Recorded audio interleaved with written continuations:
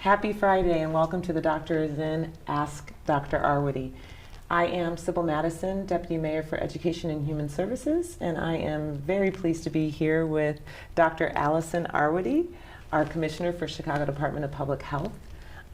We usually start off by checking our social distance. For any of our essential workers out there, this is a good thing to do when you're on the job and around your coworkers. We can get kind of lax about social distance when we're in spaces that we're normally in, but that's a good way to check your social distance. I'll remind you, you can put comments and questions in the comment box below. You can also send them to us through Facebook or Twitter using hashtag AskDrArwady. I'll just add to that. We've been working, here obviously there are a lot of essential workers who work for the city of Chicago, and so we've been working to have a safety officer assigned to any workplace that is open, and that's just someone whose job it is for the day potentially to really be empowered that no matter who you are seeing in your work site, if you see people not keeping that social distancing, if you get any sense that somebody may be at work when they're sick, making, really having the full ability, no matter who it is in the organization, to speak up and make sure that any of our workplaces are as safe as they can be. So that's something we do standard all the time in public health for emergencies, but we've really worked to expand it and would encourage any work setting that is still open to be thinking about having somebody dedicated every day to the safety of the people who are at work and looking for some of that. I'm an honorary safety officer. Whenever I go into a meeting, I'm like this. Exactly. Yeah. Everybody could be a safety officer all the time, but I think having someone really dedicated to it is important. I also wanted to thank folks who did manage to time it to get in with us yesterday. We had a little bit of a change, so we weren't able to use our regular setup, and we set something up with the laptop more, and we weren't able to have the graphics, and we weren't able to have everything in place, but we felt really strongly about continuing to answer your questions every day. So you can look for that if you missed it yesterday. It was at a slightly different time. So yeah, let's get into our where we are. So we are at 3,427 lab-confirmed cases of COVID and 43 deaths among Chicago residents. That is among 7,695 for the state of Illinois and 157 deaths in Illinois. We're at 61 of our 102 counties in Illinois with confirmed cases and continue to just see the numbers for the U.S. and the world really increasing dramatically. If we look at our curves that we're used to, this first one is our bar graph. I'll remind everyone that we put the data in here based on the date that the test was done. So sometimes it can take a few days for us to get test results back. Obviously it matters when the test was done as opposed to the day that it was reported. So that's one of the reasons on the right side those bars can look a little lower because we still have pending tests coming in. And then if we look at our graph here, so we definitely are continuing to see increase. We've moved at least from a doubling every 1 or 2 days, or every 3 days. We're sort of more on every 4, starting to just the very beginnings of seeing a little bit of flattening there. It's complicated by the fact that we still don't have the full testing capacity that we'd like to see. And so as more and more tests come on every day, we will continue to see a rise in that. So again, I'll remind everyone, we really follow a lot of our ICU data, our hospitalization data, to have better sense of what some of that is looking like, and maybe we can talk a little bit more about that data if folks are interested. I thought I would also just highlight where we look at the deaths, unfortunately, here in Chicago. Every time one of these deaths happen, it's really hard. It's hard for the team that's calling and talking to families. And our hearts really go out to everyone in Chicago who has already lost a loved one, and we know there are going to be many more. So really thinking of if you know folks who have a family member in the hospital or especially in the intensive care unit, reaching out to them, offering support via telephone is really important. It's a hard time for a lot of families with sick folks here in Chicago. Among the deaths that we've seen, Again, this is on our website, chicago.gov/coronavirus, as always. We had that one death in the child. I want you to know we are still doing investigation of that. The CDC is doing some follow-up testing. We're really wanting to make sure we understand, is that a true case, understand the circumstances, because it is so unusual to see that. 9 of the deaths have been in people 18 to 59, really largely with these underlying conditions, and then 33 of the deaths have been in people over 60. And where we look at our hospitalization rates too, it's those folks over 60, those folks with the underlying medical conditions, as we've said from the beginning, are most at risk for the really serious outcomes of this, needing hospitalization, needing ICU, or unfortunately even dying. Everybody at every age is susceptible to coronavirus. We have had confirmed cases here in Chicago, children under age 1 to somebody age 100. We've had confirmed cases in every zip code, every race, every ethnicity, every socioeconomic group. The whole point is that it is a new virus and nobody has immunity to it. But by and large, still, as we've said, what we've seen in international settings and we're seeing here in the U.S., it is folks with those underlying conditions and folks who are older who are more at risk for the really serious outcomes. I did pull... What are some of the underlying conditions that you're seeing that people have? Yeah, definitely. And I did actually pull the U.S. data, too, to get a sense of this. So where there's been the chance to do that full investigation to understand underlying risk factors, just to give you a sense of this. So, in the U.S. in general, about a third of the patients for whom we have this data have some kind of an underlying condition. So, 2/3 of the people getting this may not have an underlying condition. And, a lot of those, again, would be more likely to be in that 80% who, don't need to be hospitalized, et cetera. But 71% of the people who needed hospitalization and 78% of the people who have needed ICU admission did have those underlying conditions. And this is across the United States. It's across the United States for the ones for whom we have data. And if you look at, really, it's the same ones we've been talking about. It's diabetes, it's hypertension and other coronary and other heart diseases, it's lung diseases, COPD, it's smokers, and it's other people who have immune problems and underlying immune diseases. So nothing dissimilar from what we've been saying. And if you really look at the rates, so for example, about 10% of the adults, with diabetes, like in the U.S., 10% of adults have diabetes in the U.S. And if we go to our Chicago numbers here, we know that there are inequities there, where we see different groups of people with differing amounts of diabetes. We think about our black-white life expectancy gap here in Chicago. We've talked about that a lot in our Healthy Chicago work, where, on average, for example, unfortunately, a black Chicagoan lives on average about 9 years less long than a white Chicagoan. The biggest driver of that, more than half of that gap, is these underlying diseases. So it's the heart disease, the lung disease, the smoking-driven diseases, and the cardiovascular disease. And so, as we're really wanting to make sure messaging is getting it out, people who have underlying conditions, no matter what your race, no matter what your age, no matter what your condition, it's who we're the most concerned about really protecting.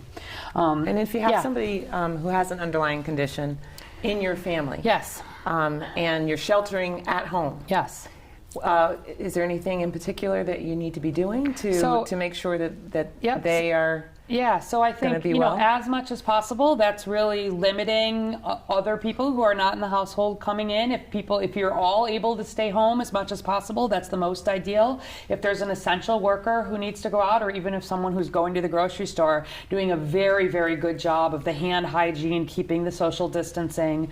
And then if anybody is even a little bit ill, doing what you can to have separation there, even within the household, right? Like from the beginning, thinking about that. We talked yesterday yesterday a little bit where people were asking about if they're making masks themselves or some of these cloth, potential. And I think, those would be an example. That's not what we're using in our healthcare system. We're using the personal protective equipment that we have in stockpile. We're working to get more. But for people sort of at home, even if somebody is a little bit ill, for example, trying to keep your face covered, trying to keep distance, be in a separate area of the home or apartment as much as you're able to if you are feeling unwell. Okay. Maybe I'll mention one other study, I think, Sure. that's just about some of its underlying condition and just to help people understand. So we looked at the biggest data set that's come out of China. Again, that's where the big surge was long enough ago that there's been some opportunity to go back and really look at the details of all of the people who were infected. And we looked at death rates, actually, to understand who was more likely to die in China. And in that really big data set, less than 1% of the people who were otherwise healthy died from coronavirus. So if if 100 otherwise healthy people were infected with coronavirus, less than one of them was actually dying. It's possible, but less likely. But if you looked at people with cardiovascular disease, about 10% of those people were dying. So 1 in 10. Or you look at people with diabetes, it was about 7 or 8%. If you look at people with the chronic respiratory disease, that was about 6%. And even on the age front, like where you look at people over 80, about 15% of them were dying if they had coronavirus. So if we take the opposite side of that, that means that even the people over 80, 85% of them were still recovering. But still, where you think about a 15% mortality rate, that's what we talk about. That's sort of the difference between the statistics and an individual case. Most people who get coronavirus, by and large, 90, probably 98%, there's some debate, do recover from coronavirus. But the more that we can not have people get infected at all, and especially in these underlying conditions, they're at the highest risk, and they're at more risk for hospitalization and ICU. And where, how we talk about bending the curve, flattening the curve every day, slowing that rise is as much about protecting the health system and making sure as much as we're able to, we're keeping people out of the hospital who don't need to be there. Okay. All right. I like that you mentioned that on the other side of the 15% is this 85%. Right. And I know that in the news even, they've been showing people 95 years old, 93 years old recovered That's right. from COVID-19. Right. So, but yeah, and that's somebody said to me the other day, did you see, there was an 82-year-old who recovered for coronavirus? And I said, yes, like most 82-year-olds even will recover. But where we think about, 15% potentially dying, that's just really high compared to the general population, and so that's some balance there. And still most people recover. Still more than 80% of people don't even need admission to the hospital, and that's where if people are feeling mildly ill, they wouldn't normally need to go in to seek medical care. They don't need to be doing that. Getting a test result does not change your care if you're in that outpatient type setting. And so doing everything we can to stop spread at home, out and about, and then in the healthcare system is really all part of the plan. yeah. All right. You just mentioned the healthcare system. Yeah. I'm just wondering, how full are our hospitals? Like, how is that going in terms of, how is our healthcare system doing as far as we know in terms of the burden on our hospitals? Yeah, so as folks know who've been following every day, this is one of the things, it's really the top priority in a lot of ways. We have to protect the health of all of Chicago, and by doing that, that means protecting our health care system to ensure it's available for people who need it. So, our hospitals across Chicago, we've got 27 large hospitals that would be caring for coronavirus patients, and every day, they let us know how many patients they have hospitalized, how many patients are in the ICU, how many patients are on the ventilators, and we don't just count the confirmed patients. We also count patients who may have coronavirus symptoms, who we've sent a test on, but we're waiting for the results on, because again, still some of that is not happening always, and so we make sure we don't wait for a test result to count them. And people will have seen, obviously McCormick Place has been the biggest project where we're thinking about an alternate care facility. The reason we're working to build that right now is so that it's in place before we need it. But if you look especially at our ICU capacity, which is really the more significant concern, I'd say, where you see about 5%, 6% of people around the world with coronavirus needing ICU level care, that's high. And so, for example, here, our hospitals our Chicago hospitals, our ICUs, remain about 3/4 full, give or take. That's not that dissimilar from where they are all the time. Individual hospitals will be higher and lower than that at different points. But what we've seen is this increase in terms of the percentage of beds, ICU beds, that are being occupied by patients either with confirmed or possible coronavirus. And so even if you look back over the last week or week and a half, about 39-40% of those ICU beds now are being taken by patients with coronavirus. We still have, as many patients in the ICU not with coronavirus as we do with coronavirus, but that's gone up. That's probably doubled just over the last week and a half. And so that kind of rise, coupled with our overall rise, is part of why we're looking ahead. And if you look at ventilators, again, we have some ventilators in the stockpile. We've been looking to the federal strategic national stockpile for additional ventilators. Really one of the things we need the most, and people can't donate. You all have been lovely about donating things that you're able to from your, goggles from your science labs and masks that you've been sewing at home, but nobody has ventilators. We've worked to really pull in ventilators from any site that isn't already operational. And so, we have about half our ventilators still available across the city. And again, we've gone from maybe 10% being occupied by patients with coronavirus to about 20%. And so in that rise, every day we talk to the hospitals, all of this data gets shared among them. We look at it at an individual level. And where we think about something like McCormick, it's not to put the sickest patients there. We want to keep our sickest patients in the acute care hospitals and do everything we can to support them. That's why getting the PPE to the hospitals, getting these ventilators where we're able to acquire them into the hospitals, making sure staffing gets into the hospitals. All the hospitals are hiring and looking for additional expertise. That's really the goal, so that then the idea more of McCormick is that maybe as people are recovering and they just need a few more days of care, maybe they need a little bit more oxygen, some of that, you can get them out from the hospital, clear a bed. But it's not to supplement the ICU level care, at least not in that initial stage, how we're thinking about it at McCormick. Okay.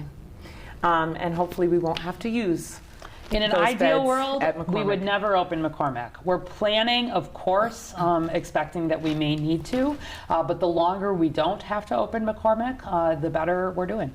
Okay, let's get to some questions here. Barbara Brooks Wishart, will public health be moving to eventually having people in the private sector wearing masks? If so, would public health provide those masks? Okay, so we talked about this a little bit yesterday, and I think even over the last couple of days. Lots of conversation happening right now, especially around some of these studies we did, I think a couple days ago, where I went over in settings like that cruise ship off Japan, like that long-term care facility in Washington, in some other closed settings where there's been able to be really widespread testing of people who you otherwise would not expect to have gotten coronavirus in other settings. They've identified, 13%, 18%, a good percentage of people who don't have symptoms or are pre-symptomatic, meaning at the time that you test them, they haven't gotten the symptoms yet that they're going to go on to get.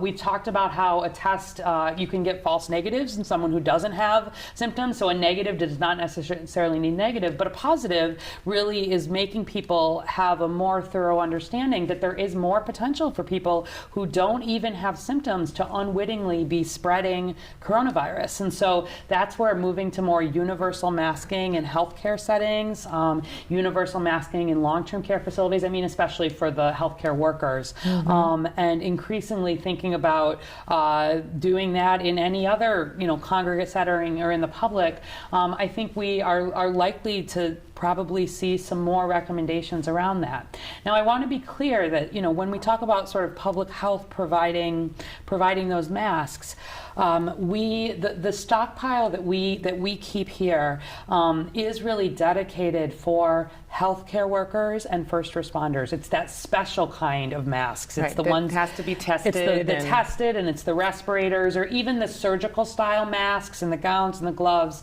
And it is crucial that we keep that stockpile and keep first and foremost the protection for our healthcare workers and our first responders. But we're working to bring in additional PPE, again, where donations have been coming in. For example, I can tell you just yesterday, there was work, we got 25,000 masks that had come in through that other route, not through our stockpile, in and out to all of the homeless shelters, for example, like really working to get those out to the settings where it's most needed. But I think on an individual level basis, this is really where we would, we'd love to see more of that private stepping up.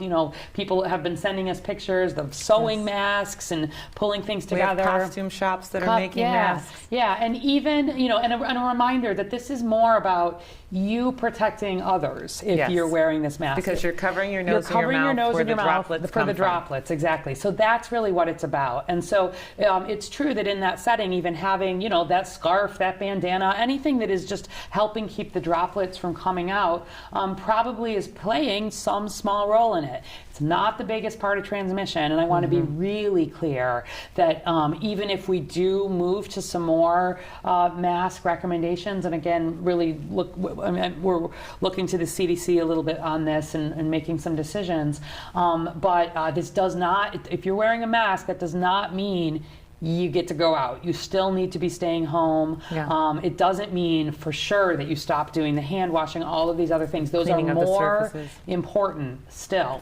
But potentially having some more masking may add even more kind of in a smaller way to cutting down on infections. So yeah, more to come on that. I think we'll probably keep talking about it every day.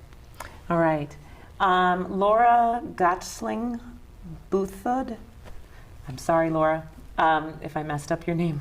There have been deaths in 20 and 30-year-olds. Have they had comorbidities? Oh, okay. Well, that's what we were just talking about. So broadly, yes. But it is possible, and it happens. I told you less than 1% in China of people who were otherwise healthy died, but that was still people who were otherwise healthy and young who died. So nobody is totally immune from this. We talked quite a bit yesterday. If folks didn't see it, go back and look, because we talked about how the immune response at different ages and in different people can really affect how somebody may respond. So look at that if you want to see some more science. We're most concerned about people with underlying conditions. And by and large, where we see younger people, it is people with underlying conditions. But none of this is 100%. George Heyman, if we have dry goods from the car sit in the car for over 72 hours, can we assume it is less risky? And I think that must be in terms of maybe the virus living on packaged goods. Yeah. So I think, there have been a lot of different studies really looking at, this is probably referencing that virus, can be on cardboard for a certain period of time. I mean, certainly, if you want to leave things in the car for a few days, that's fine. I think the biggest concern is really not the packaging. That's not where we think about the biggest risk. Certainly that sort of thing where people are thinking about doing that. If you brought it home and it's not something you need that day and you've got dried goods you want to leave for a couple of days, it certainly doesn't hurt. Could it help a little bit? It might. It's not the major concern though. Yeah. I think the main thing is if you go out and you come back in, make sure you wash your hands. Yeah. Again, if you're touching things that have come in from the outside, remember those have to get, to get into your body, it has to get into your eyes, nose, mouth. So if you're handling cardboard, you're handling goods from the store, etc., throw it away, wash your hands, you're all good. That's really more important than trying to think about some of these other things. You can do it, but good hand washing whenever things are coming in is really the more important piece of this. Okay. Here's a question. Can my family reuse the same thermometer? Oh, yeah. So if families have the same thermometer, if you've got an alcohol swab or rubbing alcohol that you would normally use to clean your thermometer at home, I know a lot of families with kids will do that. That's safe. You can do that. Not a problem. Joy Freer Tassie, why haven't we treated the flu the same way as this current virus? Okay, so if we're talking about treatment specifically, so we don't have a dedicated treatment yet for coronavirus. We've talked about there are a number of studies that are ongoing, really for people who are seriously ill. We've been enrolling them in these studies right here in Chicago, making sure that people are getting medicines that have shown some promise when they're if they're more seriously ill. But the flu and the coronavirus are two totally separate viruses, so they're not even in the same family. And so the treatment that we have for flu, that would be like your Tamiflu, for example. Relenza, there's a few examples. Those have been designed for that virus. And we don't yet have a therapeutic, a medicine that's been designed for this virus. So that's for the treatment. In terms of treating it like the flu, in terms of how we stop the spread, that's actually exactly the same. So the hand washing, the keeping the distance, all of those things that you're doing, the staying home, protect you from the flu just in the same way that they protect you from coronavirus. Yeah, but we have more immunity against the flu, right? And because of the vaccine, because we have strains of the flu circulating every year. Yes. So we don't see such high attack rates, and we don't see such high, unfortunately, mortality associated with flu. That's exactly right. Okay. I think we have time for maybe one or two more questions. Margaret Bertelston Hampton from Facebook. Please tell us how to compare daily new cases to daily new tests. That might take up the last bit of our time. Yeah, that's a long conversation. I think let's not do that one just for a short answer. Broadly, we've got additional data. I'm really wanting to have a chance, maybe tomorrow even, to go into some more detail and help you break down some of that Chicago detail in specifics. But this is why that as that testing rate changes, that's part of what we look at in conjunction with that with the regular graph that we do. So why don't we save that one and dive into it a little bit more tomorrow. Okay. All right. So here's one that will be a good segue into the end of the show. This is from Gina Han Munoz from Facebook. Who can we reach out to if we know a company that wants to donate their services? All right, good. Chicago.gov/coronavirus. There is a very, very big button on there for volunteering or for donating. And there's the ability to put in donations of goods, or there's an other line. Put in your information there. We've got a big team working to really help make sure that we really appreciate companies and individuals stepping up. We're doing some matching between needs. And thank you for that question. Yeah. And on that same tab, we have organizations that are looking for volunteers if you want to volunteer. We also have a link to our Illinois Medical Service Corps, where if you want to volunteer and you have a medical or a healthcare background, you can do that as well. Yeah, and maybe for my good news story right at the end, I want to show a picture of a hand sanitizer picture. We got that one up? So this is